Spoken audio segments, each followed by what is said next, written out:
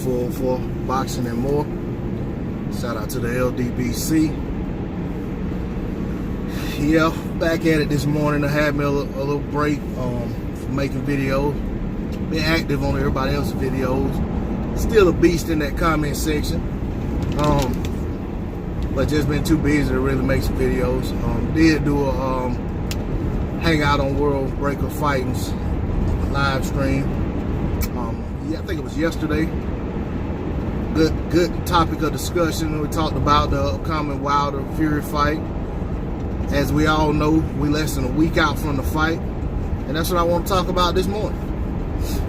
You know, one of the topics that came up during that that hangout was hey, shout out to World Breaker Fight too, by the way.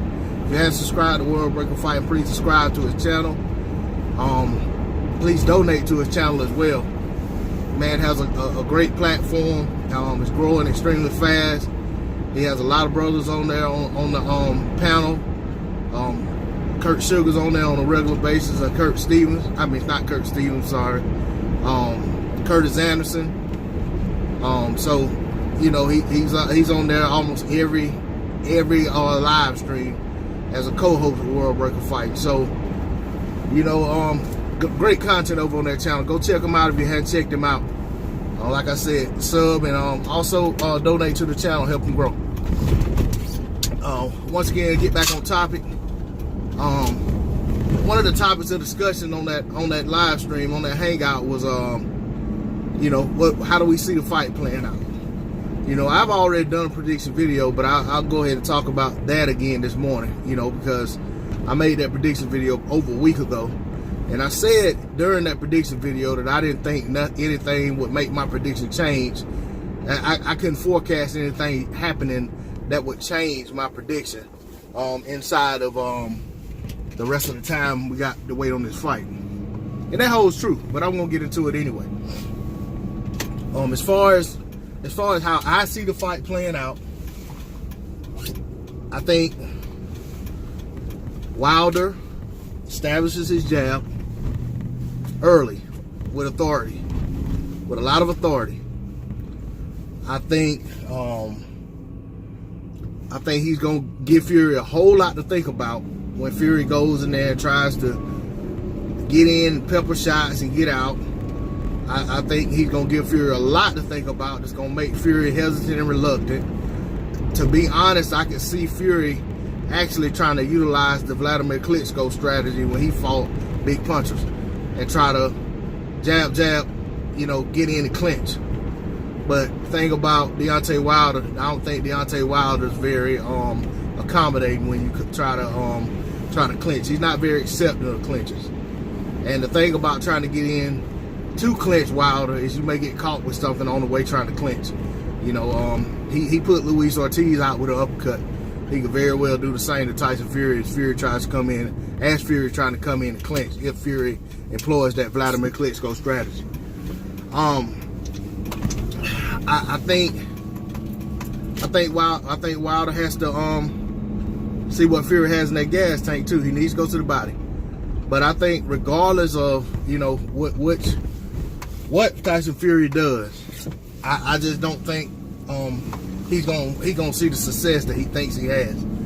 I genuinely do not know what Tyson Fury thinks about Deontay Wilder, whether he really respects him at this point and really has convinced himself of how dangerous a fight this is, or whether he's convinced himself that he ain't so bad, you know, and that he really is the bomb that he says he is. I think more of that psychological strategy, trying to psych himself up more so than trying to get in Deontay Wilder's head. But I think ultimately he has to get in the ring with the man. All that talking doesn't carry any weight once the fight's on. He's going to have to actually get in there and do it. And I think as far as the jabbing, for Fury to try to jab and employ a fight at distance strategy, get in, get your shots, and get back at range and use the jab, I actually think he's going to find out Deontay Wilder's hand speed is so much greater than his that it's going to put him at quite a deficit in the jabbing category. But that's only if Deontay Wilder chooses to really get that jab going. Deontay Wilder sometimes dispatches of a jab, which kind of irritates me, because that jab of his is a thing of beauty when he's throwing it straight and throwing it with authority. For rounds and rounds and rounds in that Luis Ortiz fight, Wilder kind of threw away his jab. Really just kind of forgot to use it, seemed like, or he just, strategy was to, I don't know if it was, fighting a lefty, if that had something to do with why he didn't jab as much, because of, just because of the matchup, the style matchup, that it may have had him a little hesitant to throw the jab. Or maybe he felt something early on and said, okay, it's dangerous to jab with this guy.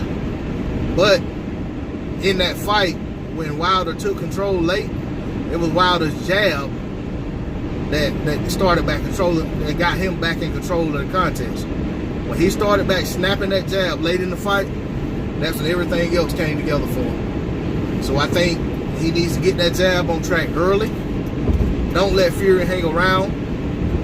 One thing I say about fighters, if you genuinely are, this great fighter, as you perceive to be, and I think Deontay Wilder has greatness in him.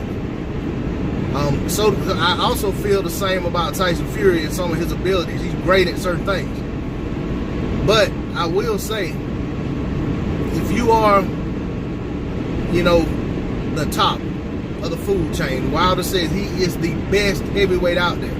He says he really believes that, and he wants to show the world that.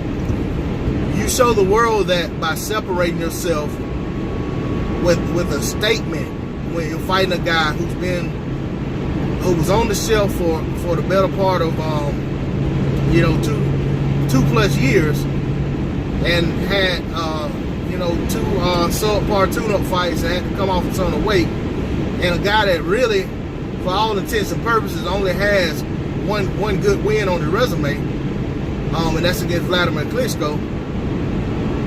You should show your championship medal by separating yourself from this guy early on. My prediction was last week or 10 days ago, whenever it was I made that video, that I had Wilder inside of 4 rounds by KO. I still have Wilder by KO inside of 4 rounds. I think Wilder knows how big this fight is. I think it's very important to him.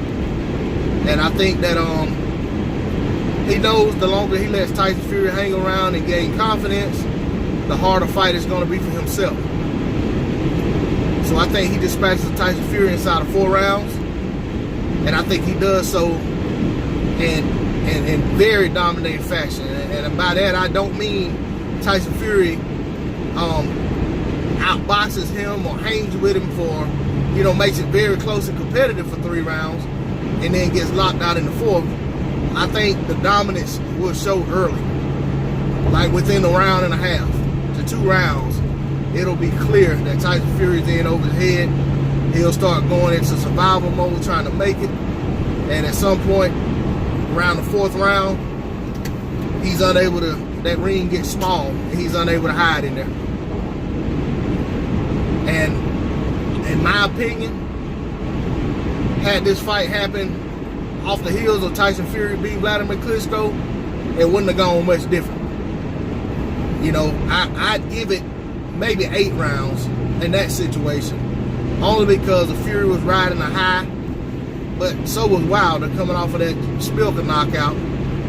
But Wilder had he had some not necessarily close rounds with Spilka, but Spilka was so, Spilka gave him a lot to think about in there. And Spilka was in the fight, to an extent. But at the same time, even back then, I think stylistically, Wilder was everything Fury didn't want to see in that ring. And Wilder wasn't 38, 39 years old like Klitschko was. and with 60 plus fights of wear on it, and coming off of a subpar performance against Brian Jennings. So I think the fight will look a lot similar. Would have looked a lot similar back then to what it's gonna look like tonight. I mean, on Saturday night. Now that said, should Fury win? In my opinion, he was always gonna win. Wilder wins, he was always gonna win. My point is, no excuses. The best man will win this fight. The best boxer will win this fight. Period, point blank. What does Fury have to do to give himself the best opportunity in there? To me, one thing is, if he's able to pull it off, try to fight at range,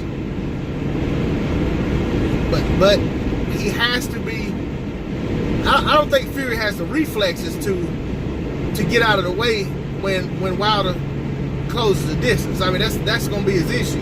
Even fighting at range, Wilder can close distance so fast that I think Fury would be falling over himself trying to get out of the way and get caught. We know Fury's a clumsy fighter. I mean, that's no secret. At the same time, I also think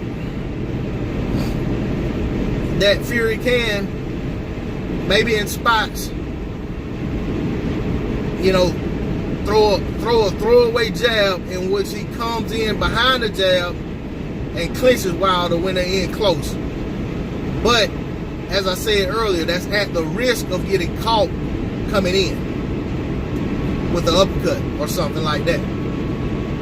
I think Fury has to try to be an outboxer in the fight. I think that just absolutely gives him his best chance. But at the same time, you're on the end of Deontay Wilder's punches should Wilder close that distance, and that's going to be problematic for Fury. I also think the other thing, one of the most important things Fury has to do, which is also risky, I think Fury has to sit down on his shots and make Deontay Wilder respect his power early on. I think if Deontay Wilder doesn't respect Fury's power early on, exactly what I said in my prediction is going to play out. Wilder have him out of there inside of 4 rounds. Give or take. Give or take a round or two. But that's my prediction, is 4 rounds. But like I said, Fury has to make Wilder respect his power. Because I think the book out on Fury is that he has respectable power, but not show-stopping power. Not the kind of power you really have to fear. You have to respect it, but you don't have to fear it. But I don't know that Wilder at this stage really respects his power after what he saw in that Pianetta fight. So I think he has to make Wilder respect his power. I don't, just based on the way Deontay Wilder's mental makeup seems to be, I don't know that you can make Deontay Wilder fear anything in the ring. But he certainly could make him respect it if he get in there and sit down on his shots and hit him with some hard, authoritative shots that says, hey man, you're in a fight, big boy. But we'll see what strategy they employ. The one thing is that Wilder is coming off a pretty long layoff by his standards. Wilder's a guy that in the past had fought 5-6 times a year. I mean, not recently, but at least always getting in 2 to 3 fights, and they weren't this far apart. Wilder last fought in March. Fury has had 2 fights since then. So Wilder may have a little bit of rust on him as well, but at the same time, Wilder may be extremely fresh and rejuvenated because of that rest. And he's definitely motivated. There's one thing about it.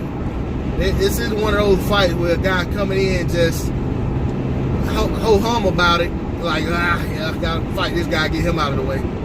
That is the type of attitude I worry about with Deontay Wilder fighting Dominic Brazil, because I think Wilder and his whole team none of them respect Brazil. So that's the attitude I would expect him having that fight, and I hope even in that fight he doesn't have the attitude once it comes to fruition.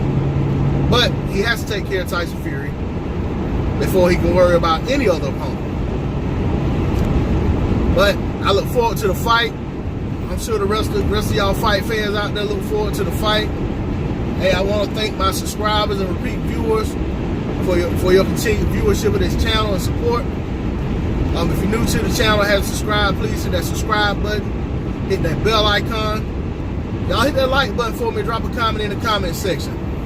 Moving on to the next video. I'm out of here. Peace.